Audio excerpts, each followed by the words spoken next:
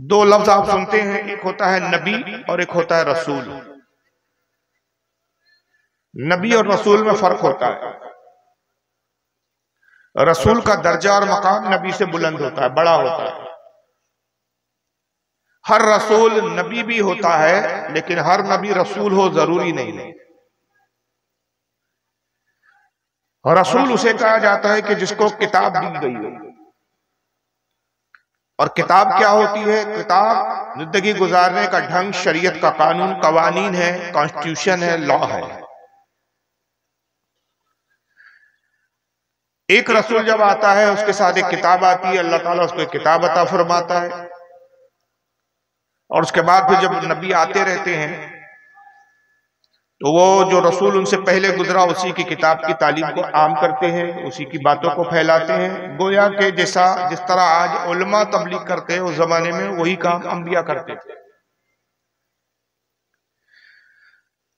किताब उस वक्त तक पढ़ी जाती है, उस वक्त तक अमल होता है कि जब तक किताब में तहरीफ ना हो, मतलब उसमें रद्दो बदल न किया जाए, छेड़खानी उस किताब से ना की जाए। मगर होता यह था कि एक रसूल आता, फिर वो किताब साथ में लाता, लेकिन कुछ सालों के बाद तक, एक सदी दो सदी तक वो किताब ठीक ठाक चलती। लेकिन बाद में उसी फिरके के, उसी कौम के कुछ दुनियादार किस्म के मौलवी ऐसे होते कि जो किताब में कमी और पेशी कर देते, कुछ निकाल देते, कुछ घटा देते, कुछ बढ़ा देते। और घटाने बढ़ाने की नौबत इसलिए आती कि जो किताब में सजाएं दी गई होती, जिंदगी गुजारने के जो उसूल बताए थे, वो देखते कि यहाँ तकलीफ है, हमें ये इस पर अमल करना मुश्किल हो रहा है, तो उसमें आसानी कर देते, उसको घटा देते। जुर्म अगर किसी अमीर और कबीर ने किया है तो वो देखते कि ये जुर्म करने वाला अमीर और कबीर है, वो रिश्वत देता, उन मौलियों को, उन आलिमों को पैसे देता।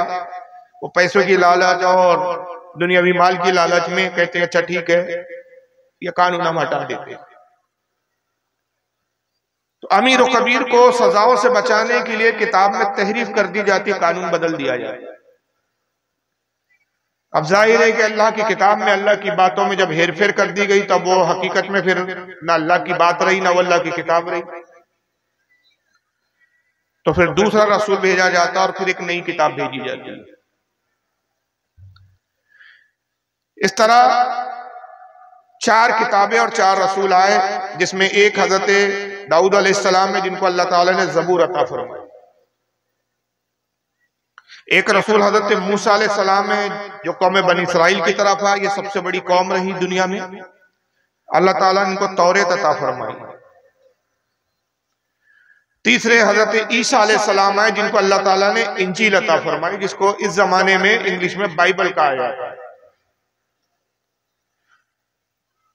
और जब इंजील में भी तहरीफ हो गई, उसमें भी घटाया और बढ़ाया गया, तो फिर इंजील के बाद और हजरत ईसा अलैहिस्सलाम के बाद फिर हमारे आखिरी पैगंबर मोहम्मद सल्लल्लाहु अलैहि वसल्लम तशरीफ लाए और उनको फिर एक आखिरी किताब कुरान अजीम अता की गई। और रसूल को आखिरी रसूल कहा गया कि अब हुजूर के बाद कोई रसूल नहीं आएगा, कोई किताब नहीं आएंगी। कुरान अज़ीम में रब तबारक व तआला इरशाद फरमाता है, मा काना मुहम्मदुन अबा अहदिम मिन रिजालिकुम वलाकिन रसूलुल्लाहि व खातमुन नबिय्यीन। ए लोगों, आगाह हो जाओ, मोहम्मद तुम्हारे मर्दों में किसी के बाप नहीं है, बल्कि वो अल्लाह के रसूल है और नबियों में सबसे आखिर है, खातमुन नबिय्यीन है। अब इनके बाद कोई नबी नहीं आएगा। हुजूर ने जगह जगह बारहा कई मरतबा अपने असहाब से, अपने साहबा से कहा, ला नबी आबादी, मेरे बाद अब कोई नबी नहीं, अना खातमुन नबिय्यीन, मैं आखिरी नबी हूं। यहां एक सवाल पैदा ये होता है कि जब किताब में तहरीफ होती थी तो नया रसूल आता था, नई किताब आती थी। मगर रसूलुल्लाह के बाद, हमारे नबी और पैगंबर के बाद अब कोई और पैगंबर नहीं आएगा, कोई और किताब नहीं आएगी। इसका सबब क्या है? तो गोया ये बता दिया गया कि ये दीन ऐसा है, ये नबी ऐसा है कि इसके बाद किसी नबी की जरूरत नहीं। और ये जो किताब जो भेजी जा रही है इस नबी के साथ, कुरान अजीम, दुनिया की सारी ताकत मिल जाए तो इस किताब का ज़ेरो ज़बर भी बदल नहीं सकती। चूंकि अब किताब बदली नहीं जाएंगी, इसलिए किसी नए नबी की जरूरत ही नहीं है। सवाल यह पैदा होता है कि कुरान अजीम क्यों नहीं बदला जा सकता? भाई अगर पिछली किताबें बदली गई तो इस जमाने में क्यों नहीं बदली जा सकती? क्या इस जमाने में प्रिंटिंग प्रेस नहीं है? बल्कि उस जमाने में प्रिंटिंग प्रेस नहीं होती थी, उस वक्त तो किताबें हाथ से लिखी जाती थी। अब आज तो मशीनरी का दौर है, बड़ी बड़ी मशीनें हैं, प्रिंटिंग प्रेस है, कंप्यूटर आ गए हैं, कंप्यूटर से कंपोजिंग होती है, कंप्यूटर से लिखा जा सकता है, मशीनों से छापा जा सकता है। तो फिर किताब दूसरी उसमें छेड़खानी करके नया कुरान छापा जा सकता है। इस बात पर अगर आप गौर करेंगे तो आपको एहसास होगा कि कुरान अजीम बदला क्यों नहीं जा सकता। पिछली जितनी किताबें आई, अल्लाह ताला ने किसी भी किताब की हिफाजत का जिम्मा खुद नहीं लिया, बल्कि हुआ ये कि नबियों ने अपने कौम और अपनी उम्मत के मुतालबे पर अल्लाह से किताब का मुतालबा किया। हर नबी ने अपनी कौम के लिए किताब मांगी। जनाब दाऊद अलैहिस्सलाम का अगर देख लें कि दाऊद अलैहिस्सलाम की कौम हजरत दाऊद के पास आई और कहा कि दाऊद, जब तक आप हमारे बीच जिंदा है, आप हमें बताते हैं, हम आपकी बातों पर अमल कर लेते हैं, मगर आप भी इंसान हैं, एक न एक दिन आपको भी दुनिया से जाना, इंतकाल करना है। जब आपका इंतकाल हो जाएगा, आप इस दुनिया से चले जाएंगे, तो फिर हम दीन पर कैसे अमल करें, अल्लाह की बातों पर कैसे अमल करें, ये हमें कौन बताएंगे? लिहाजा जो कुछ कानून है, जो जिस पर हमें अमल करना चाहिए, जिंदगी कैसे गुजारनी चाहिए, उसके लिए किताब चाहिए हमें, जिसमें सारी बातें लिखी हो कि आपके बाद हम उस किताब को खोलें और जहां भी हमें जिंदगी के किसी मसले में मुश्किल आए तो हम किताब को पढ़कर उस मसले का हल निकाल लें। मेरी तकरीर समझ में आ रही है ना आपके? मैं बहुत कोशिश कर रहा हूं, हालांकि मैं उर्दू बोलता हूं तो थोड़ा सा बहुत हल्के लेवल की उर्दू बोलता हूं, थोड़ा सा तकलीफ दे होता। हालांकि वैसे भी मैं ज्यादा हार्ड उर्दू नहीं बोलता हूं, लेकिन फिर भी बंगाल की इलाके के एतबार से और आसान लफ्ज इस्तेमाल करने की कोशिश कर रहा हूं। दाऊद अलैहिस्सलाम अल्लाह की बारगाह में गए और सजदा रेज हो गए, इबादत खाने में गए, जो इबादत खाना था। परवरदिगार, तू जानता है कि मेरी कौम किताब मांग रही है। अल्लाह ताला ने फरमाया कि दाऊद, अपनी कौम से कहो कि किताब का मुतालबा मत करो, जितने कानून तुम्हें बता दिए गए बस उसको याद रखो, उस पर अमल करो। अगर किताब मांगोगे और जब हम किताब देंगे तो वो कानून तुम पर लागू हो जाएगा, नाफिज हो जाएगा। और जब एक बार कानून बन जाता है, जब तक कानून ना हो तो छूट है, कानून बन जाए तो जब कानून की खिलाफ वर्जी कोई करेगा तो वो मुजरिम होगा। उसको यूं समझ लीजिए कि जब तक हिंदुस्तान में टैक्स के नाम पर जीएसटी टैक्स नहीं था तो कोई इस टैक्स को जानता ही नहीं था, तो वो टैक्स देने की कोई जरूरत ही नहीं थी। जब तक हिंदुस्तान में टोल टैक्स नहीं था तो आप सड़क पे से कभी भी आ जा सकते थे, लेकिन आपको कोई टोल टैक्स देना नहीं पड़ता था। मगर जब कानून बदला, सड़कें बनने लगी, गवर्नमेंट ने जगह जगह टोल टैक्स के लिए नाके बना दिए, जीएसटी नाम का एक टैक्स लागू कर दिया, तो अब ये टैक्स आपको भरना है। अगर ये टैक्स में आप चोरी करते हैं तो कानून आप मुजरिम है, और चोरी करते हुए अगर पकड़े जाएं तो आपको सजा है। तो जब तक कानून नहीं आता छूट होती है, लेकिन जब एक बार कानून बन जाता है तो उस पर अमल करना जरूरी हो जाता है, और कानून बनता है तो मुश्किल बढ़ जाती है। दाऊद, अपनी कौम से कहो कि किताब मत मांगो, तो बल्कि जितना तुम्हें बता दिया गया ज़बानी बस उतना ही याद रखो। अगर किताब मांगोगे तो फिर हम आने वाली नस्लों तक के कानून बताएंगे, कानून बढ़ जाएंगे, और उस पर फिर तुम्हारी कौम जब अमल नहीं करेंगे तो हम उनको सजा देंगे। अगर अमल करेंगे तो इनाम है, और इनाम जन्नत है, और अगर इन कानून पर अमल नहीं करेंगे तो सजा है, सजा जहन्नम है। तो इस पर खतरा है, किताब में इनाम के साथ सजा भी है। हज़रत दाऊद अलैहिस्सलाम ने अपनी कौम से कहा कि मेरी कौम, रब तबारक व तआला, अल्लाह ताला ये फरमाता है कि किताब ना मांगो, मैं जितना बताता हूं उतना याद रखो। उन्होंने कहा, नहीं ए दाऊद, हमें किताब चाहिए, हम चाहते हैं कि किताब होनी चाहिए हमारे बीच। वो कौम ने जिद की, और जब बहुत जिद की तो हज़रत दाऊद अलैहिस्सलाम ने कहा कि परवरदिगार, ये कौम नहीं मानती, ये किताब ही मांगती है, तू किताब मुझे अता फरमा दे। अल्लाह ताला ने ज़बूर नामी किताब हजरत दाऊद को अता कर दी और साथ ही बता दिया कि ए दाऊद, इस शर्त के साथ ही हम किताब दे रहे हैं कि तुमने मांगा है, तुम्हारी कौम ने मांगा है, तुम्हारी कौम को किताब दे रहे हैं, तुम्हारे जरिए दे रहे हैं। अब इस पर अमल करना भी उनकी जिम्मेदारी, इस कानून की हिफाजत करना भी उनकी जिम्मेदारी। अगर कानून में रद्दो बदल किया, हेर फेर किया, हम कयामत के दिन उनको जहन्नम का मुस्तहिक करार देंगे। अब पाबंदी करो, अब तुमने खुद मांगा। मगर हुआ क्या कि हजरत दाऊद अलैहिस्सलाम का जैसे इंतकाल हुआ, उनके इंतकाल के बाद फिर किताबों में छेड़खानी शुरू कर दी गई, कानून बदले गए और लिखावट को फेरा गया, हटाया गया, और जो असल ज़बूर थी वो असल ना रही, बदलकर कुछ की कुछ हो गई। मूसा अलैहिस्सलाम का जमाना आया, कौम बनी इसराइल जो आपकी कौम थी जिसका नाम बनी इसराइल था, उन्होंने कहा मूसा हमें किताब चाहिए। अब ये जो ज़बूर है, ये ज़बूर तो वो ज़बूर ना रही जो हजरत दाऊद पे अल्लाह ने नाजिल की थी। इसमें तो छेड़खानी हो चुकी है, बदला जा चुका है। हम चाहते हैं कि नए सिरे से हमें फिर एक किताब दी जाए, नए कानून हमें नाफिज किए जाए हमारे लिए। हजरत मूसा अलैहिस्सलाम ने भी अल्लाह से अर्ज की कि परवरदिगार, मेरी कौम किताब मांगती है। अल्लाह ने वही फरमाया कि मूसा अपनी कौम से कहो किताब ना मांगो, किताब लेने में रिस्क है। अमल करोगे जन्नत मिलेंगी, इनाम मिलेगा, अमल नहीं करोगे सजा होगी, जहन्नम के मुस्तहिक होगी। कौम ने जिद की और हजरत मूसा ने कहा परवरदिगार, मेरी कौम नहीं मानती, तो किताब ही अता फरमा दे। अल्लाह ने फरमाया कि मूसा किताब लेना है तो किताब बहुत मुकद्दस है, हम मुकद्दस किताब तुम्हें देना चाहते हैं तो एक मुकद्दस मकाम पर किताब अता करेंगे, और वो मुकद्दस मकाम कोहेतूर है। उस कोहेतूर पर आओ, वहां हम किताब देंगे, लेकिन जब किताब लेने आओ तो 40 दिन मुसलसल रोजे रखो और 100 में विसाल के रोजे रखो। रोजे दो तरह के होते हैं, एक रोजा वो जो हम रखते हैं कि सुबह सहरी करते हैं और इफ्तार के वक्त फिर हम खा के हम रोजा खत्म कर देते हैं, लेकिन 100 में विसाल का रोजा वो होता है जो अंबिया रखा करते थे, बाद औलिया कराम रखा करते थे, कि जिसमें न सहरी में कुछ खाया जाता है न इफ्तारी में कुछ खाया जाता है, लगातार रोजे रखने होते हैं। 100 में विसाल के 40 दिन रोजे रखो, यानी 40 दिन ना कुछ पीना है ना खाना है। अपने पेट को, अपने अंदर के जिस्म को अच्छी तरह से साफ सुथरा कर लो, पाको साफ हो जाओ जाहिर और बाहिर से, और फिर कोहेतूर पर और किताब लो। और मैं यहाँ एक चीज बताना भूल गया था कि दाऊद अलैहिस्सलाम को जब अल्लाह ताला ने ज़बूर दी तो उनसे कहा कि दाऊद 1 साल ऐसे रोजे रखो कि एक दिन रोजा रखो, दूसरे दिन खा पी लिया करो।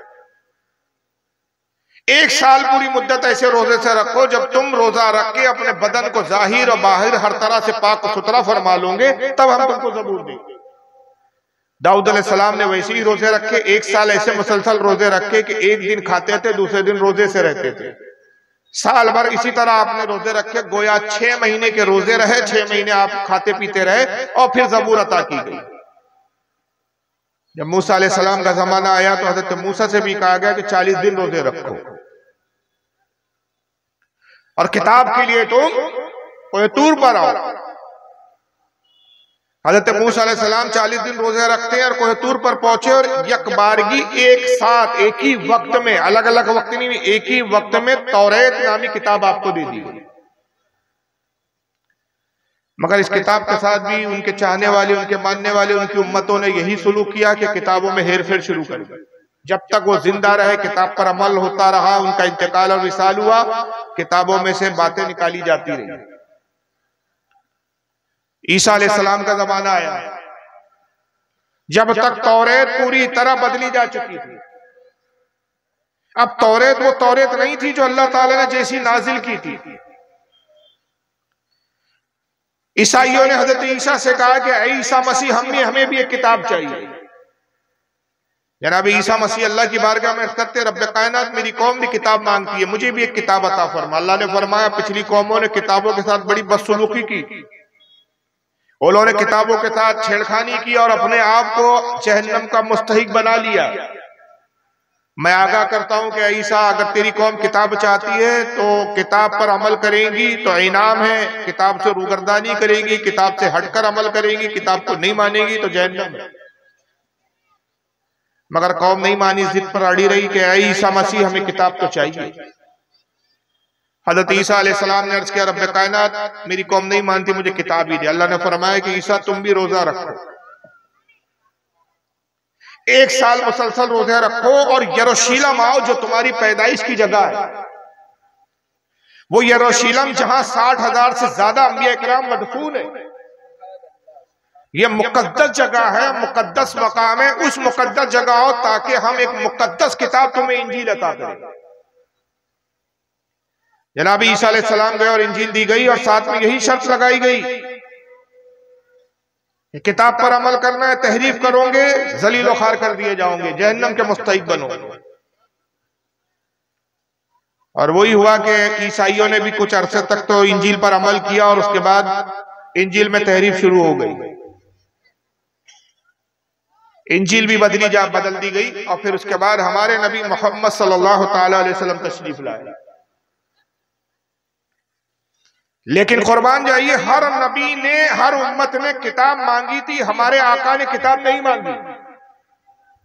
40 साल तक हमारा नबी सिर्फ अमल करता रहा, नमाज पढ़ता रहा, अल्लाह की इबादत करता रहा। 40 साल के बाद अल्लाह ताला ने खुद किताब अता की और कहा, हबीब सारे नबियों ने किताब मांगी, सारे उम्मतियों ने किताब मांगी, तो जब मांगा तो हमने दिया और मांगने के बाद हमने शर्त लगाई, चूंकि तुम मांग रहे हो तो हिफाजत भी तुम्हें करनी है, इसकी पासदारी भी तुम्हें करनी है। तुम अगर इसमें तहरीफ करोगे, इसमें छेड़खानी करोगे तो अजाब के मुस्तहिक होंगे, अमल करोगे तो तुम जन्नत के मुस्तहिक होंगे। तो ऐ मेरे महबूब, पिछले नबियों ने मांगी, मगर तू जब मांग नहीं रहा तो हम खुद तुझसे राजी होकर किताब दे रहे, और जब हम दे रहे हैं तो पिछली कौमों ने मांगा था तो दिया, तो हिफाजत का जिम्मा उन्हीं पर था। जब हम दे रहे हैं तो हिफाजत का जिम्मा तेरी उम्मत पर नहीं छोड़ेंगे, बल्कि हिफाजत हम खुद करेंगे, इस किताब के जामिन हम बन जाएंगे। इन्ना नहानो नज़्ज़लना ज़िक्रा व इन्ना लहू लाहिफ़िज़ून, ऐ महबूब ये किताब हम नाजिल कर रहे और इसकी हिफाजत का जिम्मा हम ही ले रहे हैं। सुभान अल्लाह, बेशक,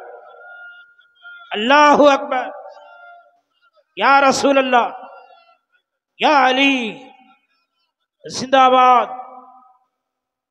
तो परवरदिगारे आलम ने खुद कुरान की हिफाजत का जिम्मा ले लिया। जब उसकी हिफाजत का जिम्मेदार परवरदिगारे आलम है तो दुनिया की कोई ताकत उसका ज़ेरो ज़बर भी नहीं बदल सकती जी। और नबी पाक सल्लल्लाहु अलैहि वसल्लम को जब किताब दी गई तो ये नहीं कहा गया कि नबी रोजे रखो तो आओ, ऐ नबी 100वें विसाल के रोजे रखो और फिर कोहे तूर पर आओ तो किताब देंगे, ऐ नबी रोजे रखो और यरूशलेम आओ तो किताब देंगे, ऐ नबी रोजे रखो और उसके बाद इबादत गांव में आओ तो किताब देंगे। नहीं, ऐ महबूब पिछले नबियों की बात और है, तेरी बात और है। पिछले नबियों ने जब किताब मांगी तो हमने खास मकाम पर उनको बुलाया, लेकिन ऐ महबूब तुझसे हमें इतनी मोहब्बत है कि हम तुझे किताब लेने बुलाएंगे नहीं, बल्कि जहां तू होगा वहां हम किताब भेज देंगे। तुम मदीने में होगा, किताब वहां भेजेंगे। तुम मक्का में होगा, किताब वहां भेजेंगे। तुम मैदान बद्र में होगा, किताब वहां भेजेंगे। तुम मैदान उहद में होगा, किताब वहां भेजेंगे। तू खैबर में होगा, किताब वहां भेजेंगे। हद तो ये है कि तू अपनी बीवी आयशा के पहलू में होगा, किताब भी वहां भेजेंगे। सुभान अल्लाह, बेशक, नारे तकबीर, नारे रिसालत, मसलके आला हजरत इस्लाम, नारे तकबीर, नारे रिसालत। तो महबूब को किताब लेने नहीं बुलाया गया, जहां महबूब होता था वहां किताब नाज़िल होती। ऐसी अजीम रुतबा किताब, ज़ालिकल किताबो ला रैब फी, ऐ महबूब वो बुलंद रुतबा किताब जिसमें शक की कोई गुंजाइश नहीं। इसमें हिदायत है, हुद्दल लिल मुत्तकीन, इसमें हिदायत है परहेजगारों के लिए। तेरी उम्मत परहेजगार है, जमानत ले दी कि पिछली उम्मतें परहेजगार नहीं थी इसलिए किताबों में तहरीफ कर दी। ऐ महबूब तेरी उम्मत हिदायत याफ्ता होंगी, हिदायत पाएंगी, इसलिए कि परहेजगार और मुत्तकी उम्मत है। ऐसी अजीम किताब, ऐसा अजीम रसूल हमें अता किया गया। और किताब क्या है, कुरान अजीब क्या है? चूंकि अब कुरान कयामत तक के लिए किताब है, अब कोई किताब नहीं आ रही आना है, तो कयामत तक के जितने मसाइल सबका हल कुरान में अल्लाह ने बयान फरमा दिया। हर चीज का जिक्र कुरान में है। कुरान में खुद कहता है हबीब ये आखिरी किताब, अब इसके बाद किसी किताब की जरूरत नहीं। तो इसका आलम ये वला रद्वी वला याबिसिन इल्ला फी किताबी मुबीन, कोई खुश्क चीज, कोई सूखी चीज और कोई गीली चीज दुनिया में ऐसी है ही नहीं जिसका जिक्र हमने इस किताब में ना कर दिया। हर चीज का जिक्र हमने इस किताब में किया। मगर मैंने अर्ज किया कि हो सकता है कि आज प्रिंटिंग प्रेस का दौर है, आज कंप्यूटर का दौर है, टेक्नोलॉजी का दौर है। एक शख्स खड़े हो गए, भाई हम चैलेंज करते हैं कुरान को, कैसे कह सकते हो कि किताब नहीं बदली जा सकती? हम बदल के दिखाएंगे। हम एक कुरान छाप के ला रहे हैं। एक साहब बैठ गए कंप्यूटर पर, कंपोजिंग शुरू किया और उन्होंने बदलना शुरू किया। कहा देखो कुरान में अल्हम्दुलिल्लाह रब्बिल आलमीन, रब्बिल आलमीन उसको कर दिया रब्बल आलमीन। ये लीजिए फारूक साहब, आपकी बात का चैलेंज हमने कबूल किया। आपने कहा जेर जबर नहीं बदल सकते, हमने जबर बदल दिया, जेर से जबर कर दिया। जहां पेश है हमने जबर लगा दिया, जहां जबर है वहां जेर पेश लगा दिया। भाई बदला नहीं जा सकता? बदला जा सकता? नहीं, बदला बिल्कुल जा सकता। बदल रहे हैं कुछ लोग। अरे भाई कल कोई प्रिंटिंग प्रेस से ऐसी किताब, ऐसे कुरान नहीं छापा जा सकता इसमें रब्बिल आलमीन की जगह रब्बुल आलमीन कर दिया जाए, अल्हम्दुलिल्लाह की जगह अल्हम्दुलिल्लाह कर दिया जाए, जेर कर दिया जाए पेश की जगह। अब आप कहे भाई इसमें माना बदल रहे, अरे हमें इसके पर माना बदले चाहे बदले ना बदले, हमें इससे क्या लेना देना? आप तो करे तो ना जेर हटा सकते ना जबर हटा सकते, हमने लीजिए जेर जबर हटा दिया। इसका जवाब ये होगा कि तुम नादान हो, तुम जाहिल हो, तुमने किताब की हिफाजत का मतलब ही नहीं समझा। तुमने किताब कागज को किताब समझ रखा है, तुमने स्याही को इंक को किताब समझ रखा है, तुमने प्रिंटिंग को किताब समझ रखा है। अरबी जबान में हिफाजत के लिए बहुत सारे जुमले होते हैं। हाफिज भी आता है, हफीजून भी आता है।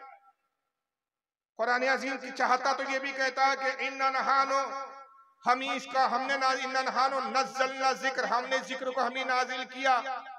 व इन्ना हफीजुन, हम ही इसकी हिफाजत करने वाले। हफीज भी आ सकता था, हफीज नहीं फरमाया अल्लाह ने, हाफिजून। और हाफिजून का मतलब क्या है? हाफिज की जमा है हाफिजून। तो अल्लाह फरमा रहे हैं कि इस किताब की हिफाजत का जिम्मा ऐसा है कि तुम कागज बदल सकते हो, तुम स्याही बदल सकते हो, तुम इंक बदल सकते हो, तुम हुरूफ बदल सकते हो, लेकिन हमने कुरान अजीम को इस उम्मत के हाफिजों के सीने में ऐसे उतार दिया, कागज बदले जा सकते, जो सीने पे नक्श हो गया उसको कैसे बदलोगे? जी बेशक, सुभान अल्लाह। और ऐसा हमने इस कुरान को मोजेजा बनाया कि बच्चे बच्चे के सीने में ये उतर जाता है। दुनिया में कोई कुरान के अलावा ऐसी किताब नहीं कि जिसका पूरा हाफिज हो और उस कौम का बच्चा भी उसको हिफ्ज करते हुए नजर आए।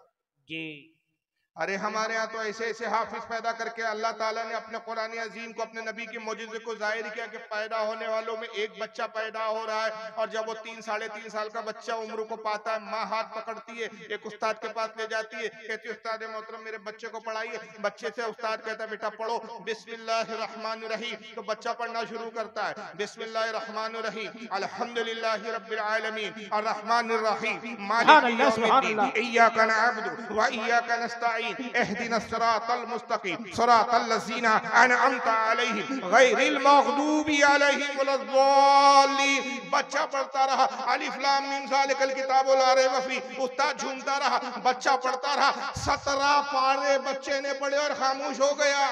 सुभान अल्लाह। उस्ताद ने कहा बच्चे और पढ़ो। कहा बस इससे ज्यादा मैं नहीं पढ़ सकता। कहा बच्चे तुम्हारी माँ तो ये कहकर लाई है कि इसे कुरान पढ़ाओ, तुम तो पढ़े लिखे हो, तुम तो पढ़े पढ़ाए हो, तुम तो हाफिज कुरान हो, बताओगे 17 पारे किससे पढ़े? कहा मैंने किसी से नहीं पढ़े, दर हकीकत मेरी वालिदा मोहतरमा खुद हाफिज कुरान है। जब मैं अपनी माँ के शिकम में था, वो घर के कामकाज करती थी, कुरान की तिलावत करती थी, मैं अपनी माँ की कुरान की तिलावत को शिकम में सुन के याद कर लिया करता था। यहाँ तक कि जब वो 17 पारे तक मेरी विलादत हो गई, मेरी पैदाइश हो गई। खुदा की कसम अगर मैं अपनी माँ के शिकम में और कुछ दिन रहता और पारे हिफ्ज करके आता, उस्ताद माँ के पेट से 17 पारे पढ़ कर आयो, आगे पढ़ाना तुम्हारा काम। सुभान अल्लाह, सुभान अल्लाह, सुभान अल्लाह। कौन है ये बच्चा? ये हमारे गौसे आज़म शेख अब्दुल कादिर जीलानी रज़ी अल्लाह ताला। सुभान अल्लाह। ऐसी हिफाजत की कि हमने माँ पेट बच्चों के सीनों में भी इस कुरान को उतार दिया। छोटे छोटे बच्चे हिफ्ज कर रहे हैं इसके। ऐसी हिफाजत का जिम्मा लिया अल्लाह ताला। यही वजह है कि आज दुनिया चाहती है कुरान को बदले, लेकिन वो हैरान है कि हम कुरान को बदले तो कैसे बदले, हम कागज बदल देंगे लेकिन हमारी चोरी पकड़ी जाती है, क्योंकि लाखों करोड़ों इसके हाफिज कुरान है। अरे हाल तो यह है कि अभी रमजान का महीना आएगा, तरावी शुरू होंगी, एक हाफिज साहब खड़े हैं पढ़ा रहे, गलती से जेर में भी गलती हो जाए तो पीछे लुकमा देने वाले खड़े हैं। जेर नहीं बदल पा रहा है, जबर नहीं बदल पा रहा है। जब जबान से जेर और जबर नहीं बदले जा सकते तो कागजों में बदल के करोगे तो क्या करोगे। यही वजह है कि स्वामी सद्दानंद एक शख्स गुजरा है, शुद्धिकरण तहरीक बनाई थी उसने कहा था हिंदुस्तान के जितने मुसलमान हैं सब हिंदू थे, इनको तलवार के जोर पे मुसलमान किया गया है, जबरदस्ती इनको मुसलमान बनाया गया। और ये आज तक ये प्रोपेगेंडा जारी है। और इस प्रोपेगेंडे का झूठ होना इससे ही साबित है कि अगर हमारे माँ बाप हमारे पूर्वजों को तलवार की जोर पर इस्लाम की तरफ लाया गया होता, हमें तो मालूम हो गया भाई कि हमारे बाप को जुल्म से किया गया, हम क्यों नहीं पलट के हिंदू हो रहे हैं फिर। भाई हमें तो पता चल गया ना कि हमारे माँ बाप के साथ बाप दादाओं के साथ जुल्म हुआ, जबरदस्ती उनका धर्म परिवर्तन कराया गया, अब हमें घर वापसी कर लेना चाहिए। लेकिन हम घर वापसी क्यों नहीं कर रहे, मरने के लिए तैयार है लेकिन इस्लाम छोड़ने के लिए तैयार नहीं। घरों पे बुलडोजर चलाए जा रहे हैं, घर ढह रहा है लेकिन घर तबाह हो जाए हमें मंजूर है, लेकिन हम अपना ईमान तबाह होने नहीं दे रहे। बेशक हमारी मॉब लीचिंग हो रही है वो हमें गवारा, लेकिन हम इस्लाम छोड़ने के लिए तैयार नहीं। इसकी वजह क्या है? तो वजह यही है कि यकीनन हमारे पूर्वजों ने जुल्म की बुनियाद पर इस्लाम कबूल नहीं किया, इस्लाम की खूबियों को, इस्लाम को समझकर इस्लाम कबूल किया। इसी वजह से आज हम इस्लाम से मोहब्बत करते हैं। अगर हमारे वालिदैन को, हमारे बाप दादा को, हमारे पूर्वजों को अगर वाकई जुल्म की बुनियाद पे बदला जा चुका होता, आज हिंदुस्तान का सारा मुसलमान दोबारा अपने हिंदुइज्म और दूसरे मजहब पे जा चुका होता। जी हमारा ना लौटना इस बात की दलील है कि हमने इस्लाम की हक्कानियत को जानकर समझकर कबूल किया। स्वामी दयानंद सरस्वती उठा, शुद्धिकरण तहरीक बनाई, आला हज़रत फाजिल बरेलवी के जमाने का है। तहरीक का नाम रखा शुद्धिकरण तहरीक। ये धर्म छोड़कर अपवित्र हो गए, इनका शुद्धिकरण करना पड़ेगा। उसने मिशन चलाया कि सारे हिंदुस्तान के मुसलमानों को दोबारा हिंदुइज्म की तरफ लाएंगे, हम हिंदू मजहब की तरफ लाएंगे। इस्लाम के खिलाफ बोलना शुरू किया और उसे सबसे ज्यादा कुरान के खिलाफ बोलना शुरू किया और एक किताब लिखी जिसका नाम है सत्तारे प्रकाश। ये ओरिजिनल किताब मेरे पास मौजूद है। कुरान पे उसने जगह जगह इतराज किया, कहा ये अल्लाह की किताब है ही नहीं बल्कि मोहम्मद ने अपनी तरफ से गढ़ी है। माज़अल्लाह। मौलाना नईमुद्दीन मुरादाबादी रहमतुल्लाह ताला अलैह आला हज़रत के खलीफाओं में थे, खुलफा में से थे। और जो आला हज़रत का तर्जुमा कुरान छपता है कंजुल ईमान, उस पे जो तफसीर छपती है मौलाना नईमुद्दीन साहब की छपती जी। हज़रत अल्लामा सैयद नईमुद्दीन मुरादाबादी रहमतुल्लाह अलैह ने एक मरतबा इसको चैलेंज किया और एक जगह मुठभेड़ हो गई। एक गांव में दयानंद सरस्वती पहुंचा, हजरत को पता चला, हजरत भी पहुंच गया और बीच जलसे में जाके स्टेज पर घेर लिया। कहा कुरान के खिलाफ तुम बहुत बहुत बोल चुके, बहुत भोग चुके, आओ मुनाजरा करो। उसने कहा मौलवी साहब मुनाजरे से क्या होगा, सिर्फ बहस होती है, मुबाहिसा होता है, हल नहीं निकलता। आपने कहा चलो मुनाजरा छोड़ो, मैं तुमको एक चैलेंज करता हूं, उसको कबूल करो। मैं सिर्फ तुम्हारे ही मजहब की किताबों को चैलेंज नहीं करता, बल्कि दुनिया में जितनी किताबें, जितने मजहब की किताबें सब ले आओ। हम भी कुरान ले आते हैं, तुम अपने ग्रंथों को ले आओ, तुम अपनी रामायण को लाओ, तुम अपनी महाभारत को लाओ, तुम अपनी जो है गीता को लाओ, तुम अपने पुराणों को लाओ, तुम अपने जो है यजुर्वेद, सामवेद, अथर्ववेद लाओ, जितने तुम्हारे वेद है उनको ले आओ, सारी मजहबी किताबें तुम लाओ। हम भी कुरान लाते हैं, इंजील भी लाओ, तौरेत भी लाओ, जबूर भी लाओ, सारी किताबें लाओ और सारी किताबों को समंदर के हवाले कर दो। और जब सारी किताबें खत्म हो जाए दुनिया से तो हर मजहब के मानने वाले से कहो अब अपनी किताब दोबारा लिखो। तो हम दावे से कहते हैं कि अगर दोबारा लिखने के लिए कहा जाएगा तो सिर्फ कुरान ही एक ऐसी किताब है जो दोबारा लिखी जा सकती है, बाकी दुनिया की कोई किताब दोबारा लिखी नहीं जा सकती। इसलिए कि कुरान वो किताब है जो बच्चों के सीने में उतार दी गई। सुभान अल्लाह। दुनिया की कोई किताब ऐसी नहीं कि जो सीने में उतारी गई। सीने में वही किताब उतरती है जिसका ताल्लुक दिल से हो, और दिल का ताल्लुक रब से होता है। पता चल गया ये किताब रब की नाजिल की हुई है, इंसान की बनाई हुई नहीं है। बेशक दुनिया की बाकी जितनी किताबें सबके लिखने वाले इंसान, मगर कुरान वो है जो कलाम इलाही है। और जब कुरान अल्लाह ने उतारा तो दुनिया के तमाम कयामत तक के उलूम दे दिए। तो अल्लाह ने फरमाया हबीब इसमें गैब की भी खबरें हमने दी, हमने हर चीज तुम्हें इसमें अता कर दी। और हबीब तुम किताब पढ़ाने वाले हो तो सबसे पहले तो तुम्हें इल्म देना है। तुम्हें इल्म अता किया जाएगा तो तुम दुनिया को इल्म बताओगे। तो हमने तुम्हें कितना दिया, कितना दिया, कितना दिया? तो रब ने फरमाया कि हबीब हम तुम्हें इतना इल्म अता कर रहे हैं, कयामत तक का हर इल्म दे रहे हैं, हर बात की हम खबर दे रहे हैं। इतना दे रहे हैं कि जो कुछ हो चुका वो भी हम तुम्हें बता रहे हैं, माकाना वमा यकून, जो हो चुका वो भी बता रहे हैं, जो होने वाला है वो भी बता रहे हैं। और हबीब हम तुम्हें पढ़ा रहे, कायनात में कोई ऐसा नहीं जो तुम्हें पढ़ाए। अर रहमान, हम ही रहमान, अल्लमल कुरान, हमने कुरान नाजिल किया। खलकल इंसान, हमने इंसानियत की जान मोहम्मद को पैदा किया। अल्लमाहुल बयान, और उसे कलाम करना हमने सिखाया। वो अल्लमा का मालम तकुन तालम, महबूब जो तुम नहीं जानते थे वो सब कुछ हमने तुम्हें सिखा दिया। सुभान अल्लाह। जो तुम नहीं जानते थे। अब आप अपने ज़हन फिक्र से जो भी ख्याल करो कि हुजूर ये नहीं जानते होंगे, तो आपकी बात रद्द हो गई कि अल्लाह फरमा रहा है महबूब जो नहीं जानता था वो हमने सिखा दिया।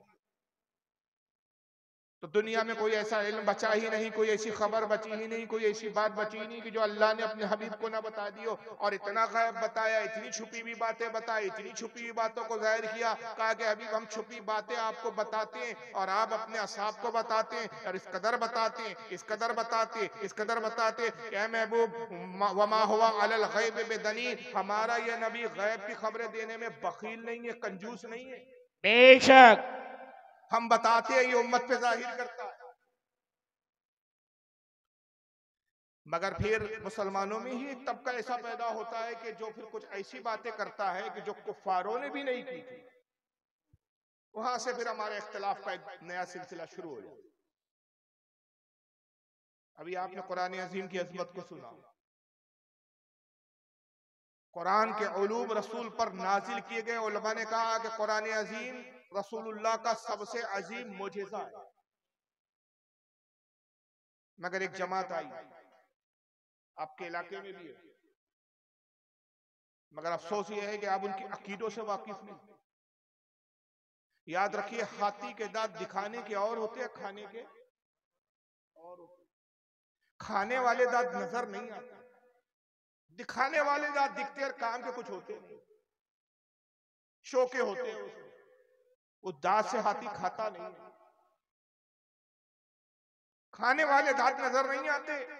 इसी तरह इनके छुपे हुए अकीदे नजर नहीं आते, इनकी नमाजें नजर आती, इनकी इबादत नजर आती, इनकी टोपियां नजर आती है, इनके कुर्ते पाजामे नजर आते हैं, इनका दिखावा नजर आता है, लेकिन अकीदा नजर नहीं है। और याद रखिए कि बीमारी डॉक्टर को नजर आती है, मरीज को भी खुद समझ में नहीं आता कि मुझे क्या बीमारी है, जबकि बीमारी मरीज में होती है। लेकिन इस जिस्म के अंदर क्या बीमारी है इसको कौन बताता है? बोलिए। दीन के डॉक्टर उलमा होते हैं। उलमा बताते हैं कि इसके अंदर जो है, इसके जो दिखाने वाले दांत और है, जो खाने वाले दांत जो नजर नहीं आ रहे, वो क्या खा रहे हैं और वो है क्या, वो है कैसे। तो अब इनका अकीदा कैसे पता चलेगा, इनके अंदर की बात कैसे पता चलेगी, जो इनके मौलवी किताबों में लिखकर चले गए। एक किताब लिखी गई इसी जमात के आलिम साहब की तरफ से। मैं आपके सामने किताब का स्कैन पेज आपको दिखा रहा हूं, और इस वक्त ओरिजिनल वो किताब मेरे टेबल पे मौजूद है। आइए देखिए, यह किताब स्क्रीन पे आपको नजर आ रही होंगी, अल बराहिल कातिया। दिख रही है? और ये है ओरिजिनल मेरे पास टेबल पे जो आपको स्क्रीन पे दिख रही है, ये आज भी छप रही है उर्दू जबान में। इसके लिखने वाले मौलवी खलील अहमद अम्बेटवी, मौलाना खलील अहमद अम्बेटवी, जिनको तबलीगी जमात वाले मानते हैं, देवबंदी मानते हैं। तबलीगी जमात जिन्होंने बनाई थी उनका नाम था मौलवी इलियास कांदेलवी, उनके उस्ताद थे, देवबंद मदरसे में थे, देवबंद मदरसे के उस्ताद रहे, पढ़ाया भी इन्होंने। अल बराहिल कातिया लिखी सफा नंबर 63 पे इन्होंने अपने मदरसे की तारीफ बयान करते हुए देखिए क्या झूठ गढ़ा इन्होंने। उर्दू जबान में किताब है, उर्दू थोड़ी सी हार्ड है आपके एतबार से, हालांकि हमारे इलाकों में ऐसी इतनी ये आम उर्दू है, लेकिन आपके यहाँ ये भी थोड़ी हार्ड है, मैं फिर भी अल्फाज आसान करूंगा इसको। मौलवी खलील अहमद अम्बेटवी कहते हैं कि मदरसे देवबंद की अजमत हक ताला की दरगाह पाक में बहुत है। हक ताला यानी कौन? बोलो, अल्लाह ताला। अल्लाह की बारगाह में देवबंद के मदरसे की अजमत क्या है?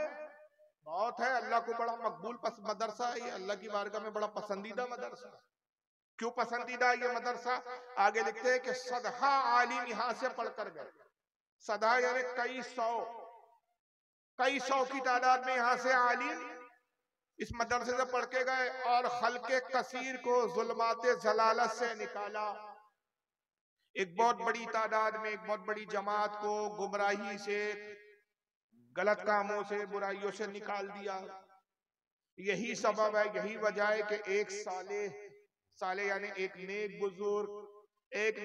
बुजुर्ग फक्र आलम अलैहिस्सलाम की ज़ियारत से ख्वाब में मुशर्रफ हुए। कहते यही वजह है कि एक नेक बुजुर्ग, कौन बुजुर्ग थे, उनका नाम अता पता कुछ नहीं, सब गुमनाम बुजुर्ग होते हैं देवबंद। और याद रखिए जब किसी का नाम और खबर ना हो तो खबर कैसी होती है? झूठी। किसी ने पता चला कि अपने मदरसे की अजमत बताने के लिए झूठ गढ़ा। कहते हैं कि एक नेक साले बुजुर्ग फक्र आलम यानी रसूलुल्लाह सल्लल्लाहु अलैहि वसल्लम की ख्वाब में ज़ियारत से मुशर्रफ हुए। हुजूर को ख्वाब में देखा उन्होंने, तो आपको उर्दू में कलाम करते देखकर पूछा, आपको यह कलाम कहां से आ गई? हुजूर उस बुजुर्ग से उर्दू जबान में बातचीत करने लगे तो बुजुर्ग को हैरानी हुई और उन्होंने कहा, या रसूलल्लाह आपको ये उर्दू कहां से आ गई? आप तो अरबी हैं, आप तो अरब के रहने वाले हैं, आपकी जबान अरबी है, आप उर्दू कैसे बोल रहे हैं? फरमाया, यानी रसूलुल्लाह ने जवाब में फिर फरमाया कि जब से उलमाए मदरसे देवबंद से हमारा मामला हुआ हमको ये जबान आ गई। नाउजुबिल्लाह। फिर कहते हैं सुभान अल्लाह, इससे रुतबा इस मदरसे का मालूम हुआ। इस मदरसे का रुतबा देखो, इस मदरसे का मकाम देखो कि रसूल को उर्दू नहीं आती थी। जब ये देवबंद का मदरसा बना, हुजूर इस मदरसे में आने जाने लगे और फिर हमारे देवबंद के मौलाना से उर्दू उन्होंने सीख लिया। अस्तगफिरुल्लाह, नाउजुबिल्लाह मिन ज़ालिक। माज़अल्लाह। मुझे आपसे एक सवाल पूछना है और मैं आपसे पूछना चाहता हूँ, मुझे ये बताओ, पूरी कायनात में कोई ऐसी जात है जो रसूल को सिखा सके? नहीं। हमारे नबी को किसने सिखाया, किसने पढ़ाया? और रहमान वही रहमान है। और रहमान खलकल कुरान, और रहमान अल्लमल कुरान, उसी ने कुरान नाजिल किया। खलकल इंसान, उसने इंसानियत की जान मोहम्मद को पैदा किया। वअल्लमहुल बयान, अल्लमहुल बयान, वानी माफ कीजिए, अल्लमहुल बयान, उसने महबूब को कलाम करना सिखाया। अल्लाह कह रहा मैंने अपने नबी को बोलना सिखाया। और क्या सिखाया? वला रद्दी वला याबिसिन, ऐ महबूब जो भी दुनिया में तर और खुश है सब इस किताब में, सब तू जानता है, सब चीजें सिखा दी। वो अल्लमा का मालम तकुन तालम, जो तू नहीं जानता था वो हमने सिखा दी। अल्लाह फरमा रहा है जो तू नहीं जानता था मैंने सिखाया। लेकिन देवबंद के मौलवी 14 साल बाद कह रहे अल्लाह तूने सब सिखाया था, उर्दू जबान तुझसे भी छूट के रह गई थी, वो हमने सिखा दी। कोर्स अनकम्प्लीट था, वो कोर्स को हमने मुकम्मल कर दिया। क्या ये रसूलुल्लाह की गुस्ताखी नहीं है कि ये हुजूर का उस्ताद बनने चले? क्योंकि मेरे नबी सारी कायनात को पढ़ाने आए थे, कायनात से पढ़ने नहीं आए थे। मेरे नबी सिखाने आए थे, सीखने नहीं आए थे जी। उनका सिखाने वाला परवरदिगार है। उनकी तो शान ये है कि हदीस पाक में आता है, रिवायतों में आता है कि आका ने एक मर्तबा अपने कुछ सहाबा को जमा किया और कहा कि मेरे साहबा, मैं चाहता हूं कि तुम दुनिया के मुख्तलिफ इलाकों में जाओ और दीन की खिदमत करो, दीन की तबलीग करो। ज़हीन और अक्लमंद जो साहबा थे, जो बहुत ज्यादा पढ़े लिखे दानिशमंद थे, उनको बुलाया और कहा कि फुला इब्ने फुला तुम यमन जाओ और वहां दीन की खिदमत करो। ऐ फुला इब्ने फुला तुम मिस्र जाओ और दीन की खिदमत करो। ऐ फुला इब्ने फुला तुम रोम की तरफ जाओ, दीन की खिदमत करो। ऐ फुला इब्ने फुला तुम जो है फुला इलाके में जाओ, इराक जाओ, दीन की खिदमत करो। तुम ईरान की तरफ जाओ, दीन की खिदमत करो। मुख्तलिफ इलाकों के नाम दिए और साहबा से कहा इन इन इलाकों में तुम जाओ और हमारे दीन को पहुंचाओ। साहबा खामोश हो गया और फिर बड़े अदब से अर्ज करते कि या रसूल अल्लाह सल्लल्लाहु अलैहि वसल्लम, आपका हुक्म सर आंखों पर आता, लेकिन आप जिन इलाकों की तरफ हमें भेजना चाहते हैं वहां की जबानें दूसरी है, हमारी जबान दूसरी है। वो हमारी जबान नहीं समझते, हम उनकी जबान नहीं समझते। हम अपनी बात उन्हें कैसे समझाएंगे, वो अपनी बात हमें कैसे समझाएंगे। हुजूर ने ये नहीं फरमाया कि हाँ ये बात तो सही है, अब इसके लिए तो तुम्हें पढ़ाई करनी पड़ेगी, उस मुल्क की जबान सीखनी पड़ेगी। ये नहीं फरमाया। मेरे आका का मोजिजा देखिए, मेरे आका की शान देखिए। कहा कि मेरे असहाब जाओ, अपने घरों में जाने की सफर की तैयारी करो और कल सुबह फजर की नमाज में इस हाल में आना कि तुम सफर पर जाने के लिए तैयार रहो। वो सहाबी थे, वहाबी नहीं थे। उन्होंने शक नहीं किया कि या रसूलल्लाह एक रात में ऐसा कौन सा इनकलाब बर्पा हो जाएगा। वो घरों में आए, अपनी बीवी और अपने अहले खाना, अपने घर वालों से कहा खाने पीने का सामान लाओ, कपड़े लाओ, तैयारी करो, हमें सुबह सफर पे निकलना है। हुजूर के हुक्म से सामान तैयार हुए, सुबह निकले, ऊँटों और घोड़ों पे उन्होंने सामानों को लाद दिया और फजर की नमाज में हुजूर की खिदमत में आए। नमाज फजर हुजूर की पीछे इक्तदा में पड़ी, नमाज फजर खत्म हुई, हुजूर मस्जिद के बाहर आए। फरमाया कहाँ है वो साहबा जिनको मैंने जाने के लिए कहा था। वो सारे साहबा आ गए। या रसूलल्लाह हाजिर, कहा तुम्हें कहाँ जाने के लिए कहा था। या रसूलल्लाह मुझे यमन के लिए कहा गया था। ऐ फुला तुझे कहाँ के लिए कहा था। या रसूलल्लाह मुझे मिस्र के लिए कहा गया था। ऐ फुला इब्ने फुला तुझे कहाँ के लिए कहा था। या रसूलल्लाह मुझे रोम जाने के लिए कहा गया था। ऐ फुला इब्ने फुला तुझे कहाँ जाने के लिए कहा गया। या रसूलल्लाह मुझे ईरान जाने के लिए कहा। करीब आओ। हर सहाबी को हुजूर करीब लेते थे। अपना लुआबे दहन, जिसको थूक कहते, अपना थूक नबी निकालते थे, उस सहाबी के मुंह में डालते।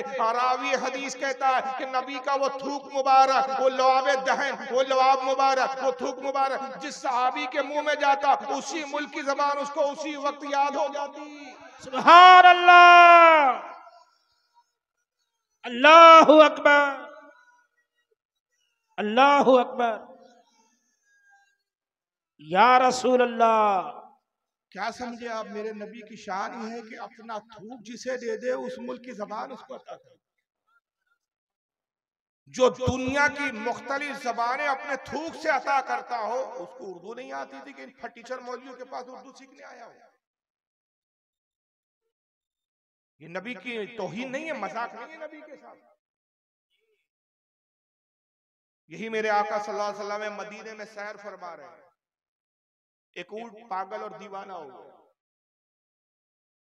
और जब ऊंट पागल हो जाता है तो बड़ा खतरनाक हो जाता है। जो आए ना, जब फाड़ खाता है, उसका दांत इतने इतने सख्त और उसका जबड़ा इतना सख्त होता है कि अगर जबड़े में पकड़ ले तो गोश्त का लथड़ा ही लेके निकले। लोग उस ऊंट को देखकर डरते थे, भागते थे। जब ऊंट जिस तरह पे आता, लोग भागना शुरू कर देते। पागल ऊंट है, पकड़ लेगा, नोच लेगा, नकोड़ लेगा, खा जाएगा। वो ऊंट आया, हुजूर सैर फरमा रहे साहबा के साथ। रसूलुल्लाह ने उस ऊंट को देखा, सरकार उस ऊंट की तरफ गए। साहबा ने अर्ज किया अल्लाह के नबी, उस ऊंट की तरफ ना जाए, ये पागल है, ये जिसे देखता है नोच खाता। आपने फरमाया कि मुझे नुकसान नहीं पहुंचाएगा, इसलिए कि सिवाय शरीर जिन्नातों के और शरीर इंसानों के दुनिया की हर मखलूक जानती है कि मैं अल्लाह का रसूल हूं। सब मुझे पहचानते।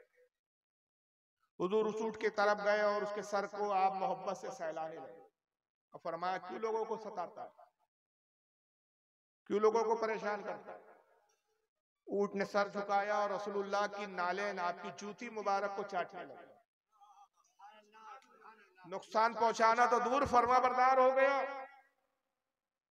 हुजूर ने फरमाया कि जवाब क्यों नहीं देता, क्यों लोगों को सताता है, क्यों लोगों को नकोड़ता और खसोड़ता है। उसने अपने मुंह को उठाया, हुजूर के कान के करीब लाया, कुछ आवाजें निकाली, सरकार मुस्कुराने लगी। सुभान अल्लाह। आका ने फरमाया इस ऊंट का मालिक कौन है। एक साहब आ गया, बड़े सरकार ये मेरा ऊँट है, कहा तेरी शिकायत कर रहा है। कहा या रसूल अल्लाह ये क्या कह रहा है? कहा ये ऊँट कह रहा है कि अल्लाह के नबी मैं पागल नहीं हूँ, मैं दीवाना नहीं हूँ, मामला ये है कि जब मैं जवान था तो मेरे मालिक ने मुझसे बड़ा काम लिया, मुझ पे बड़े बोझ ला दे, मुझसे बड़ी खिदमतें ली। अल्लाह के नबी अब मैं बूढ़ा हो गया हूँ तो अब ये है कि मुझे काट कर मेरा गोश्त खाने की फिक्र में है, ये मुझे काट के ज़बह करके खाना चाहते। तो या रसूल अल्लाह मैंने अपनी जान बचाने के लिए पागलपन का सोंग रचा रखा है, ये ढोंग कर रहा हूं मैं सोंग रचाए हुए, हकीकत में मैं पागल नहीं हूं। हुजूर ने कहा तेरी शिकायत कर रहा है, क्या ये सही है? तो साहबी ने कहा अल्लाह के नबी इस ऊँट ने बिल्कुल सही कहा। कुछ दिन पहले की बात है कि मेरा बेटा कहने लगा बजान ये ऊँट बूढ़ा हो गया, अब इसके ऊपर बोझ ला दो तो इसके पैर कांपने लगते हैं, इस पे कपकपी तारी होती है, ये कमजोर हो गया है, काम नहीं करता, बूढ़ा हो चुका है, अब इसको काट पीट के गोश्त खा पी के खत्म कर दीजिए। बस जिस दिन हमने इसके काटने का सोचा उसी दिन से इसने हमें काटना शुरू कर दिया। हमने दीवाना और पागल समझ के इसको छोड़ दिया। हुजूर ने फरमाया ये जिंदगी को पसंद करता है, ये जीना चाहता है, ऐ मेरे साहबी ये ऊँट मुझे दे दे और इसके एवज कुछ रकम ले ले। उन्होंने कहा या रसूलल्लाह वैसे भी ऊँट हमारे काम का नहीं, हमने तो यूं ही छोड़ दिया है, मैं आपको तोहफे के तौर पर वैसे ही अता देता हूं, पेश कर। सुभान अल्लाह। हुजूर ने ऊँट की लगाम पकड़ी और फिर ऊँट से कहा कि ऊँट देखिए सरकार के जुमले सुनिए, अल्लाह करे कि आप इसकी अहमियत को समझ जाए। कहा ऊँट जा, तू आज से आजाद है, अब आबादी में मन ना रहे कि लोग तुझसे डरते हैं, जंगल में चला जा, जंगल में जो चाहे खा पी, कोई दरिंदा तुझ पर हमला नहीं करेगा, इसलिए कि तुझे अल्लाह के रसूल ने आजाद किया है। सुभान अल्लाह। गोया रसूल बता रहे हैं कि जिसको मैं आजाद कर दूं दुनिया की कोई मखलूक उसको नुकसान पहुंचा नहीं सकती। जो मेरी पनाह में आ गया वो अल्लाह की पनाह में आ गया, और जो अल्लाह रसूल की पनाह में आ गया कायनात की कोई चीज उसको नुकसान नहीं पहुंचा। बेशक सुभान अल्लाह। कोई दरिंदा तुझे नहीं नुकसान पहुंचाएगा। गोया हुजूर ये भी बता रहे हैं कि दरिंदे भी पहचानते हैं कि ऊँट मुस्तफा का आजाद करदा हुआ है। ये कौन से दरिंदे हैं जो नबी को नहीं पहचान पा रहे हैं? जी जी, ये कौन से दरिंदे? ऊँट खुश हुआ और ऊँट ने फिर अपने मुंह को उठाया, हुजूर के कान के करीब आया, फिर आवाज निकाली और इस मर्तबा ऊँट रो रहा था, उसकी आंखों में आंसू बह रहे थे। रसूलुल्लाह ने जब उसकी कुछ आवाजों को सुना सरकार भी रो लगी। साहबा के तो कुछ समझ में नहीं आया, अर्ज के अल्लाह के नबी इसने क्या कहा कि रो रहा है और आप भी रो रहे हैं? आपने इरशाद फरमाया इसने ऐसी बात कही कि खुद भी रो रहा है और मुझे भी इसने रुला दिया। ऐ लोगों ये कह रहा है कि अल्लाह के नबी आज आपने मेरी जान बख्शी है, आज आपने मुझे आजाद किया, मैं अल्लाह की बारगाह में दुआ करता हूं कि कयामत के दिन अल्लाह ताला आपकी गुनाहगार उम्मत को जहन्नम से आजाद फरमा दे। सुभान अल्लाह। ये मेरी उम्मत के लिए दुआ कर रहा है, इस बात पर मुझे भी रोना आ गया। इस ऊँट को मेरी उम्मत की कितनी फिक्र। वाकया खत्म हो गया, ऊँट जंगल चला। समझ में क्या आया? समझाने और समझने वाली बात यह है कि मेरे आका वो है, अल्लाह ने वो इल्म दिया कि जानवरों तक की जबान मेरे मुस्तफा जानते। मगर ये कह रहे हैं कि नहीं साहब उर्दू जबान हमारे देवबंद में थी, और ये नहीं फिर एक दूसरी किताब लिखी गई साहब तौहीन। देखिए ये है वो इख्तलाफी बातें जिसकी बुनियाद पर इन जमातों से हम अहले सुन्नत इख्तलाफ करते हैं, और इन्हीं बातों पर हमारे उलमा इनका रद्द करते हैं। ये किताब लिखी गई है तस्करतुर रशीद, ये दूसरे मौलाना गुजरे देवबंद के जिनका नाम है मौलवी रशीद अहमद गंगोही, ये बानी तबलीगी जमात मौलाना इलियास कांदेलवी के पीर साहब थे। उनकी तारीफ में किताब लिखी गई तस्करतुर रशीद। लिखने वाले मौलाना खलील आशिक इलाही मोहम्मद आशिक इलाही मीठी देवबंद के आलिम थे। ये सब मर चुके हैं लेकिन किताबें आज भी छप रही है।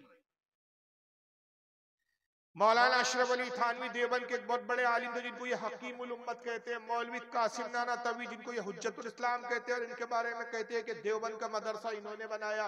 खलील अहमद अम्बेटवी के आप सुन चुके, जो मौलवी इलियास कांदेलवी इस्माइल इलियास कांदेलवी के साहब उस्ताद थे। ये पीर साहब थे रशीद अहमद गंगोई, ये भी देवबंद के थे।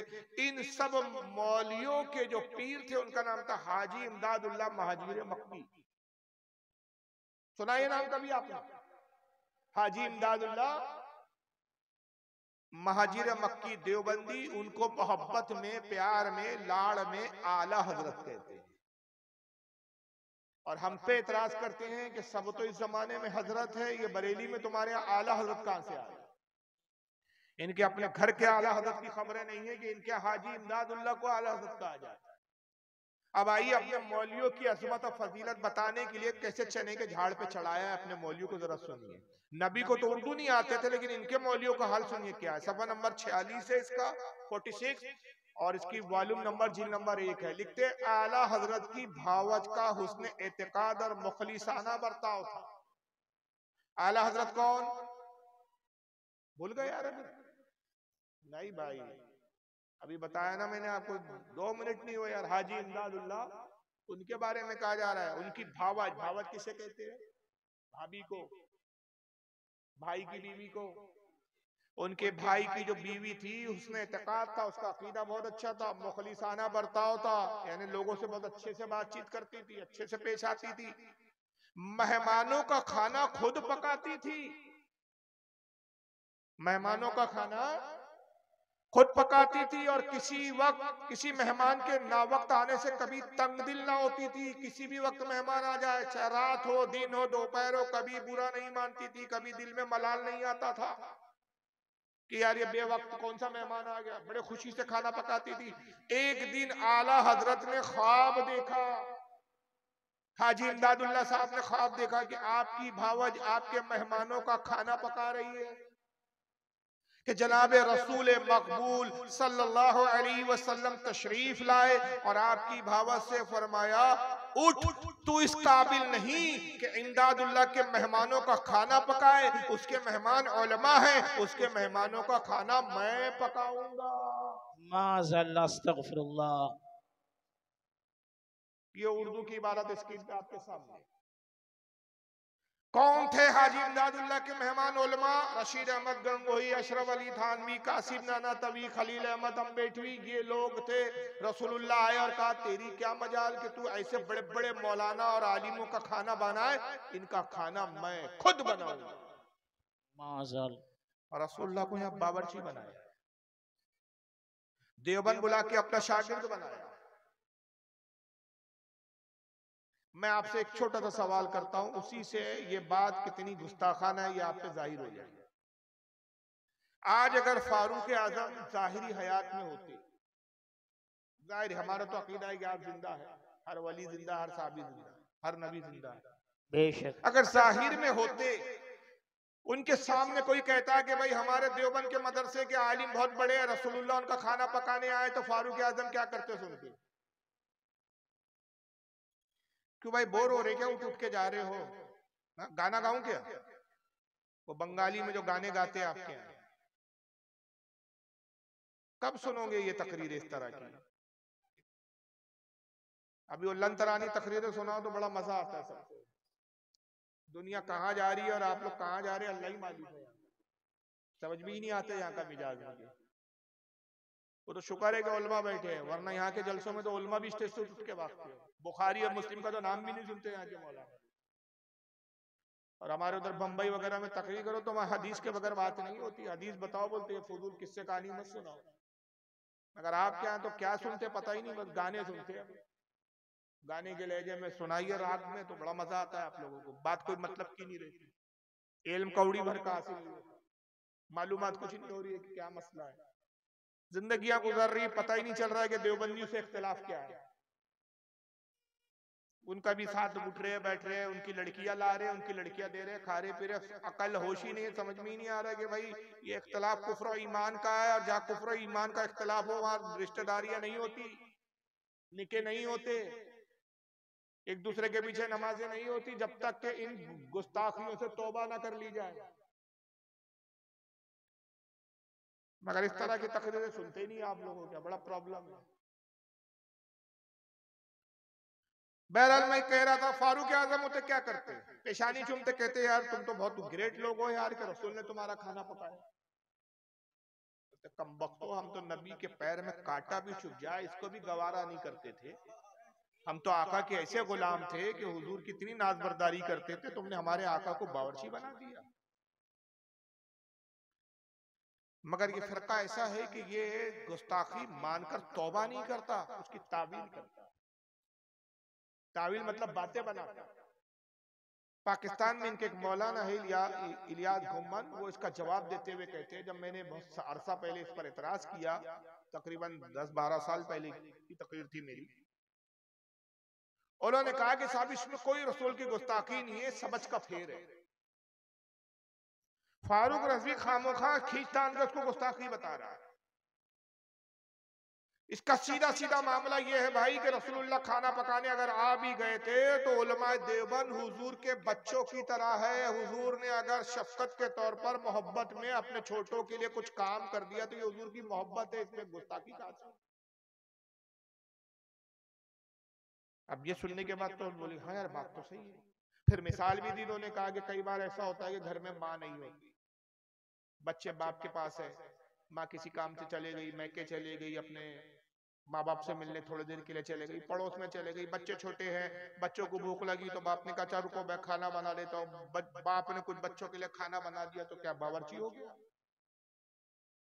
छोटे बच्चों ने पेशाब पाखाना कर लिया, कई बार बाप जो है उनकी कपड़े वगैरह बदल देता है, उनकी जो है वो शर्मगा वगैरह धुलवा देता है, तो क्या उससे भंगी हो गया, मेहतर हो गया? भाई बाप भी तो बच्चों के काम करता है, तो उससे कोई नौकर तो नहीं बन जाता। तो रसूलुल्लाह तो पूरी उम्मत के बाप की तरह है, हमारे उलमा रसूलुल्लाह के बच्चों की तरह है। हुजूर आए मोहब्बत में, शफकत में, उल्फत में, हमारे उलमा का खाना बना दिए, तो इसमें कौन सी इतनी वबेला मचाने की जरूरत? मैंने जवाब में कहा, और वही जवाब आपको सुना रहा हूं, मैंने कहा देखिए ये बात ख्वाब की है, उन्होंने लिखा है कि आला हजरत ने ख्वाब देखा, हकीकत की नहीं है। तो ख्वाब क्या सिर्फ आपके आला हजरत को ही दिखते थे कि हमें भी दिख सकते हैं? ख्वाब तो हमें भी दिख सकते हैं। और ये उसूल है, आपने ये कानून और उसूल बनाया कि अगर बड़ा छोटों का काम करे तो ये मोहब्बत है, शफकत है, ये गुस्ताखी नहीं है। तो इसी उसूल की बुनियाद पे मैं कहता हूँ मुझे भी एक ख्वाब दिखा, और ख्वाब ये दिखा कि मेरा नौकर मेरे घर का बाथरूम साफ कर रहा था, पाखाना साफ कर रहा था, तभी मौलाना अशरफ अली थानवी आ गए, रशीद अहमद गंगोही आ गए, कासिम नानतवी आ गए, एक के हाथ में झाड़ू थी, एक के हाथ में पानी था, एक के हाथ में फिनाइल की बोतल थी। उन्होंने मेरे नौकर को बड़ी बुरी तरह डांटा और डांट के कहा उठ फारूक रज़वी बहुत बड़े आलिम है, तेरी क्या मजाल कि उनका पखाना तू साफ करेगा, उनका पखाना हम तीनों मिलकर साफ करेंगे। वाह वाह क्या बात है। जी जी जी इशारा। तो बड़े थे मुझ छोटे का काम कर गए, इससे क्या वो भंगी हो गए? नहीं हुए। लेकिन अकीदे का आप दोगलापना देखते चले। एक तरफ तो ये जमात कह रही है कि रसूलुल्लाह सल्लल्लाहु अलैहि वसल्लम उर्दू जबान सीखने हमारे यहाँ आए, फिर यही जमात दूसरी जगह कह रही है कि रसूलुल्लाह सल्लल्लाहु अलैहि वसल्लम हमारे मौलियों को खाना पकाने आए। अब दूसरी तरफ इसी जमात का एक दोगलापना देखिए। एक किताब लिखी जाती है, इसका नाम है अल तक़वियतुल ईमान। ये है वो किताब, छोटी सी देखिए हाथ में। इन सब के जिन मौलवियों की मैं बात कर रहा हूं, इन सब के सबसे बड़े अल्लामा जो माने जाते हैं मौलवी इस्माइल अश-शहीद कहते हैं। मौलवी इस्माइल दहलवी, इन्होंने किताब लिखी तक़वतुल ईमान। इसमें रसूलुल्लाह के बारे में एक झूठी हदीस गढ़ी, और झूठी हदीस लिखते हुए सफ़ा नंबर 100 पे लिखा कि रसूल ने ये फरमाया मैं भी एक दिन मरकर मिट्टी में मिलने वाला हूं। माशाअल्लाह। तो कब सजदे के लाए? यानी कहते कि रसूलुल्लाह सल्लल्लाहु अलैहि वसल्लम भी मरकर मिट्टी में मिल गए। और हमारा अकीदा क्या है बोलिए? रसूलुल्लाह जिंदा है कि मुर्दा है? जिंदा मानते हैं ना?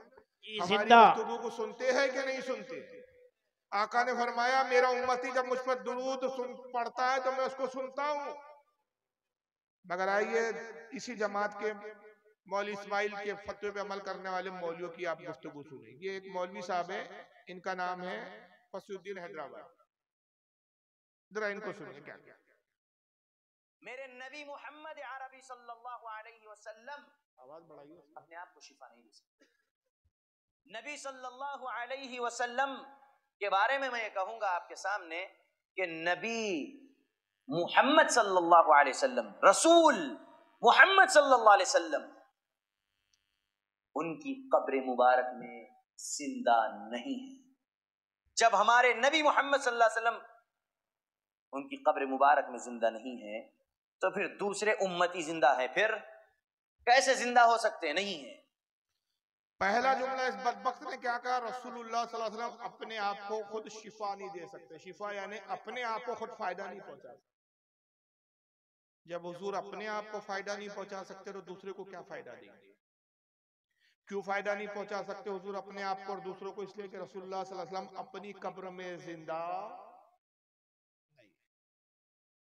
जब मोहम्मद सल्लल्लाहु अलैहि वसल्लम अपनी कब्र में जिंदा नहीं है तो फिर दूसरे उम्मती हो सकते हैं। तुम तो बुजुर्गों के बारे में कहते हो, तुम सोचते हो गरीब नवाज भी जिंदा है, गौसे पाक भी कब्र में जिंदा है, यहाँ जाइए, बात कीजिए, दुआ कीजिए, इनसे कुछ मांगिए तो ये सुनते हैं, हाजतें पूरी करते हैं, अल्लाह से तुम्हारे लिए दुआ करते हैं। कहाँ? ये जिंदा नहीं है। और अगर तुम जिंदा मानते हो इन बुजुर्गों को तो आइए इस मौलवी से सुनिए, मौलवी महराज रब्बानी क्या कहता है। इसका नाम है मौलवी महराज रब्बानी। सुनिए। मर गए अल्लाह के नबी, मर गए, कब्र अल्लाह के नबी बोलो, और जो ये अकीदा न रखे वो काफिर है। इसलिए कि अबू बकर सिद्दीक का ये बयान है कि नबी करीम सल्लल्लाहु अलैहि वसल्लम मर चुके हैं। हजरत उमर का बयान है कि नबी मर चुके हैं। उस्मान गनी का अकीदा है कि नबी मर चुके हैं। अली का अकीदा है कि नबी मर चुके हैं। फातिमा, आयशा, अज़वाज मुतहरात का ये अकीदा है कि नबी करीम सल्लल्लाहु अलैहि वसल्लम वफात पा चुके हैं। नबी करीम सल्लल्लाहु अलैहि वसल्लम जिंदा बोलो। जो जिंदा माने वो काफिर है। जो जिंदा माने वो कौन है? वो मुसलमान नहीं है। जो जिंदा मारे नबी को वो कौन है? काफिर है। और नबी सल्लल्लाहु अलैहि वसल्लम जिंदा नहीं अपनी कब्र में। ये किसका अकीदा है? कहता है ये अबू बकर सिद्दीक का अकीदा है, ये हजरत उमर का अकीदा है, उस्मान गनी का अकीदा है, हजरत आयशा का अकीदा है, हजरत सैयदा फातिमा का अकीदा है। मैं अगर हर जिन साहबा के इसने नाम दिया, हर साहबा के बारे में रिवायतें सुनाऊं तो ये बयान बहुत वक्त चाहेगा और उतना वक्त है भी नहीं और उतनी देर आप सुन भी नहीं पाओगे। मैं मजबूरी तौर पर सिर्फ एक हदीस सुना देता हूं ताकि कल ये कोई ना कहे कि इसने तो दलील दी थी, आपने उसका तो रद्द किया नहीं। बस उसने तो कहा अबू बकर का अकीदा। तमाम साहबा में सबसे अफजल कौन है? तो जो अबू बकर का अकीदा हुआ वो तमाम साहबा का अकीदा हुआ कि नहीं हुआ? मानेंगे आप? आइए, हजरत अबू बकर का अकीदा क्या है? इसको बहुत बड़े बड़े मुहद्दिसीन हैं, मैं किताबों के सिर्फ नाम इसलिए ले रहा हूं कि रिकॉर्डिंग में आ जाए। मुझे पता है ये किताबों के नाम शायद आपने सुने भी नहीं होंगे, लेकिन जो इस दुनिया के हैं, जो इल्म रखते हैं, वो जानते हैं किताबों की अहमियत क्या है। इब्ने असाकिर बहुत बड़े इमाम गुजरे, इमाम इब्ने असाकिर, उनकी किताब है तारीख दमिश्क, उसके अंदर ये उन्होंने रिवायत बयान की। इमाम जलालुद्दीन सयूती रहमतुल्लाह अलैह, वो रिवायत अल खसाइसुल कुबरा किताब है, उसकी जिल्द नंबर 2 में उन्होंने रिवायत बयान की। हज़रत मखदूम अशरफ जहांगीर सिमनानी ने अपनी किताब लताइफ अशरफी में इस रिवायत को बयान किया। इमाम अब्दुर्रहमान जामी ने अपनी किताब नफातुल उन्स के अंदर इसको बयान किया। हत्ता के मौलवी अशरफ अली थानवी जो इस फिरके का खुद है, मौलवी अशरफ अली थानवी ने अपनी किताब जमालुल औलिया में भी इस किताब को रिवायत किया। शाह अब्दुल अजीज मोहदी से दहलवी ने, हजरत शाह अब्दुल अजीज ने फतावे अजीजिया में इस रिवायत को बयान किया। मुतअद्दिद इमाम ने रिवायत की। और रिवायत यह है कि जब अबू बकर सिद्दीक का विसाल होने लगा, उनका इंतकाल होने लगा, तो उन्होंने मौला अली को बुलाया और मौला अली को बुला के कहा कि अली, मेरी ख्वाहिश है कि मैं रसूलुल्लाह के पहलू में दफन किया जाऊं, लिहाजा तुम मुझे गुस्ल देना जैसा कि तुमने रसूलुल्लाह को गुस्ल दिया था। तुम ही मुझे कफन पहनाना, तुम ही मेरी नमाज जनाजा पढ़ना, और जब जनाजा तैयार हो जाए मेरी ख्वाहिश है कि मैं रसूल के पहलू में, रसूल के बाजू दफन किया जाऊं, तो मेरी जनाजे को हुजूर के पास ले जाना और रसूलुल्लाह से इजाजत ले लेना। सुभान अल्लाह। बताइए, इजाजत जिंदों से ली जाती है कि मुर्दों से ली जाती है? जिंदा से। गोया अबू बकर ये अकीदा दे रहे कि मेरे आका सुनते भी है और इजाजत देने की ताकत भी रखते हैं। सुभान अल्लाह। तमाम साहबा के दरमियान में ये वसीयत हो रही है। कोई साहबा ये एतराज नहीं करता अबू बकर, रसूल को तो मरे हुए जमाना गुजर गया, 2 साल का अरसा हो गया, हुजूर तो माज़अल्लाह नऊज़ मरकर मिट्टी हो चुके होंगे, अब हुजूर कैसे इजाजत दे सकते हैं? क्या कब्रों से भी आवाज आ सकती है? ये तो अकीदा जायज नहीं है। कोई साहबी इतराज नहीं कर रहा। पता चला हर सहाबी का अकीदा वही था जो अबू बकर सिद्दीक का अकीदा था। बेशक, सुभान अल्लाह। वही हुआ। रावी हदीस कहते हैं कि वसीयत के मुताबिक अली ने गुस्ल दिया, नमाज जनाजा पढ़ाई, जनाजा तैयार हुआ, रसूलुल्लाह के रोजे के पास अबू बकर का जनाजा लेकर पहुंचे, मैयत लेकर पहुंचे और रसूल के रोजे का दरवाजा बंद था। हजरत अबू बकर को जनाजा रख दिया गया, हजरत अली और हजरत फारूक आजम उमर फारूक आगे बढ़ते हैं। रावी कहता है हुजूर के रोजे का, हुजूर के हुजरे के दरवाजे को खोला नहीं गया, दरवाजा बंद था। दरवाजे के बाहर से हजरत अली आवाज देके कहते या रसूल अल्लाह, ये अबू बकर सिद्दीक है जो आपके रफीक गार है, ये अबू बकर सिद्दीक है जो आपके ससुर है, ये अबू बकर सिद्दीक है जो आपके अजीम सहाबी है, आपके महबूब तरीन सहाबी है। ऐ अल्लाह के नबी, ये आपके पहलू में दफन होने की इजाजत चाहते हैं, इजाजत हो तो हम दफन करें। रावी कहता है रसूल के रोजे का दरवाजा खुद ब खुद खुला, कब्र रसूल को जंबिश हुई और कब्र से आवाज आई और रफीक को रफीक से मिला दो। सुभान अल्लाह, नारे तकबीर, नारे रिसालत, मसलके आला हजरत, नारे तकबीर, नारे रिसालत। सुभान अल्लाह, सुभान अल्लाह। ये है अबू बकर सिद्दीक का अकीदा, ये है सहाबा का। मगर मैं तो ये कहना चाहता हूं कि मैंने दो पहलू आपके सामने रखे। जमात एक ही है, लोग एक ही हैं, किताब एक ही मौलवियों की जो सबको सम्मानते उन्हीं मौलवियों की। एक किताब कहती है रसूल उर्दू पढ़ने देवबंद आए, एक किताब कहती है हमारे देवबंद के मदरसे के उलमा का खाना पकाने आए, दूसरी किताब बोलती है कि हुजूर मरकर मिट्टी मिल गया। मौलवी कहता है जो हुजूर को जिंदा माने वो काफिर है। मैं इनसे सवाल करता हूँ, अगर हुजूर मरकर मिट्टी में मिल चुके, जो जिंदा माने वो काफिर, जब हुजूर मर चुके, खत्म हो चुके, तो देवबंद के मदरसा उर्दू सीखने कैसे आए? खाना बनाने कैसे आए? तो अब अगर खाना बनाने आए और उर्दू सीखने आए तो ये अकीदा गलत, तो काफिर तुम हुए फिर, और ये अकीदा सही तो वो झूठ। तो तुम्हारी कैफियत ऐसी है कि सांप के मुंह में छछुंदर है, ना उगलते बनता है ना निकलते बनता। लेकिन ये बातिल अकीदा तुम्हें मुबारक हो। हमारा अकीदा क्या है मैं वो तो बाद में पेश करता हूँ। एक और जाहिल मौलवी को सुन लीजिए, ये एक नंबर का भांड मौलवी है।